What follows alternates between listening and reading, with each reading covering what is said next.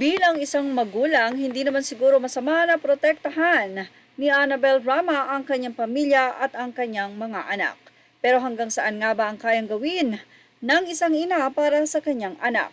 Katulad na lamang ngayon ang nababalitang hiwalayan nila Richard Gutierrez at Sara Labati. At ang tinutukoy nga na dahilan ng hiwalayan na ito ay walang iba kundi ang ina ni Richard Gutierrez na si Annabel Rama. Paano nga ba kung nagsasabi siya ng totoo na wala siyang alam, kaya naman gigil na gigil at halos maiyak ang ina ni Richard sa mga pagbibintang ng mga netizen na siya ang dahilan ng labuan ng relasyon ng dalawa. Ang full update, atin pong tunghayan. You are now watching Showbiz Snap, your daily showbiz update. Mainit at nagbabagang balita. Sa ngayon ay malabo nga daw na magkaayos pa sila Richard Gutierrez at ang asawang si Sara Labati. Tila gustong umiyak naman sa galit at inis at sama ng loob ni Annabel Rama ang ina ni Richard Gutierrez. Ito'y matapos tila sisihin siya ng mga netizen na di umano ay dahilan ng hiwalayang Richard at Sara. Matatandaan na kapuna-puna nga ang mga nagiging post ni Richard at Sara sa kanilang Instagram na hindi magkasama dahilan upang maghinala ang mga netizen na tila may problema nga ang pagsasama ng dalawa.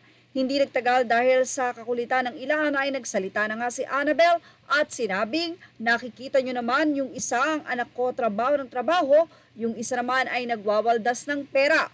Dahilan upang isipin ng netizen na tila nag-i-interfere o nangingialam si Annabel sa away ng mag-asawa. At dahil nga sa pagbibintang ng mga netizen kay Annabel, muling nagsalita ang ina ni Richard. Narito po ang pahayag ni Annabel Rama.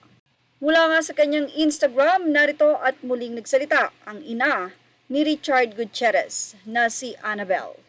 Mga chismosang marites, tigilan nyo na ang gumawa ng maling kwento. Lahat ng lumalabas sa social media is all fake news. Huwag nyo nang dagdagan ang mga maling balita. Malalaman nyo rin ang katotohanan in due time. Baka masya kayo at hindi na ako ang lalabas na kontrabida. Malalaman nyo kung sino ang walang hiya na kontrabida. Mali ang bintang nyo sa akin. Sino ba ang may gustong maghiwalay sila? Ako ba or ang mag-ina? Huwag nyong idiin sa akin ang nangyayari ngayon. Ako ay walang alam sa nangyari, ang bilis. Nagulat na lamang ako at biglang dumating ang nanay at tatay galing ibang bansa. Doon na nag-umpisa ang malaking gulo. Huwag niyong ibagsak sa akin ang sisi. Kung hindi ako pinagbawalan ng lawyer na magsalita, mag-enjoy sana ang buong mundo sa sasabihin kong kwento. Gigil na akong isiwalat ang katotohanan sa pangyayari pero wala akong magawa. Abangan ng susunod na kabanata. Basta ako ayaw ko silang maghiwalay dahil mahal ko ang mga apo ko. Samantala, tila nakumbinsi naman ni Mommy Annabel ang mga netizen. Well, narito ang kanilang naging mixed reaction. Anila, always remember in this family, money will always be a factor. At least kay Annabel, it doesn't help din that Sara is only visible in social gatherings nowadays. After nanganak at lumipat sa ABS-CBN, aminin natin wala talagang tumatak. Yung pag-welcome lang sa kanya sa ASAP, yun lang. Walang project na aware ang masa kaya it looks like wala talaga siyang ginagawa. Narito pa ang naging say ng ilang netizen mula sa anonymous commentator ng Fashion Police. Poor Sara and Richard, mga pakailamera ang biyanan kasi. Mga ganitong klaseng biyanan ang nakakasira sa samahan ng mag-asawa. Hi Richard, magpakalalaki ka naman, uy! Mukhang parehong pakailamera ang both parents. Nakakaloka ang gulo nga niyan. Kawawa lang yung mga anak kasi sila ang pinagkakawawa sa lahat. Say naman ng isang netizen, feeling ko mukhang hands-off naman si Annabel. Mukhang gusto niya si Sara. Kung may problema, I think it's between her and Richard. Say naman ng isang anonymous commentator, agree ako sa'yo, daming criticism kay Annabel. Pero kita naman kung paano niya alagaan at protektahan ang buo niya, pamilya.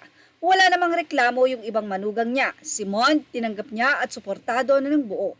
Pati si Sara parang minahal niya naman as family. Kung nasa abroad si Richard, tapos pag-uwi andon pamilya ni Sara.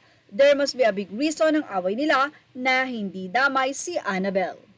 Say naman ng isa, read between the lines, nagsimula daw nung biglang dumating ang magulang ng girl. Natatandaan niyo ba ang post ni Richard noon na parang may ipaglalaban or something? Kaya talagang mga pakialamerang biyanan ang problema nilang dalawa. Mga immature pa kasi kung sinob nilang dalawa yan at hindi na nga sana nagsumbungan pa. Mas mukha pa ngang sawsawera ang nanay ni Sarah kesa kay Annabel. Tsaka aminin na natin, hindi nangingialam si Annabel sa mga partner ng anak niyang lalaki kay Ropa lang. Masa sa inyo sa ating update na ito, ilagay na ang inyong opinion sa ating comment section. Images are all credit to the rightful owners and thank you for watching Showbiz Now.